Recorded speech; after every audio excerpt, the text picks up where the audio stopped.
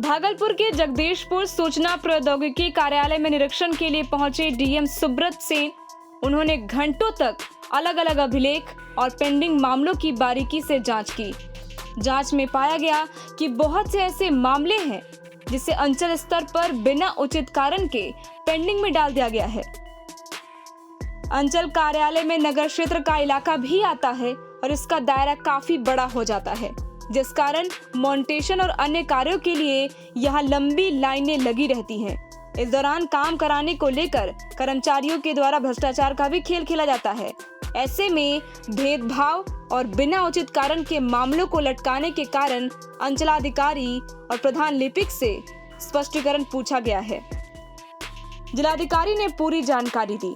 लोगों ने गहन समीक्षा की है और कई मामले जो बहुत पुराने हैं वो लंबित पाए गए हैं।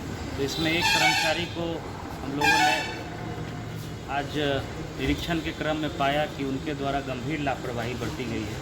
किसी एक डॉक्यूमेंट के आधार पर किसी आवेदन को स्वीकृत किया गया है और उसी डॉक्यूमेंट के आधार पर दूसरे आवेदन को अस्वीकृत कर दिया गया है, जो कि गंभीर लापरवाही है। कुछ ऐसे रिजेक्शन के मामले पाए गए जो कि रिजेक्ट नहीं होना था, जो कि गलत तरीके से रिजेक्ट किया गया है। इसमें उस संबंधित कर्मचारी को हम आज यहाँ से ऑफिस लौटने के बाद वो कर्मचारी निलंबित होंगे। वो आदेश टाइम 8 बिहार के लिए भागलपुर से कुणाल शेखर की रिपोर्ट। भागलपुर के जगदीशपुर सूचना प्रौद्योगिकी कार्यालय में निरीक्षण के लिए पहुंचे डीएम सुब्रत सेन। उन्होंने घंटों तक अलग अलग अभिलेख और पेंडिंग मामलों की बारीकी से जांच की। जांच में पाया गया कि बहुत से ऐसे मामले हैं जिसे अंचल स्तर पर बिना उचित कारण के पेंडिंग में डाल दिया गया है। अंचल कार्यालय में नगर क्षेत्र का इलाका भी आता है और इसका दायरा काफी बड़ा हो जाता है, जिस कारण मॉनिटेशन और अन्य कार्यों के लिए यहाँ लंबी लाइनें लगी रहती हैं। इस दौरान काम कराने को लेकर कर्मचारियों के द्वारा भ्रष्टाचार का भी खेल खेला जाता है।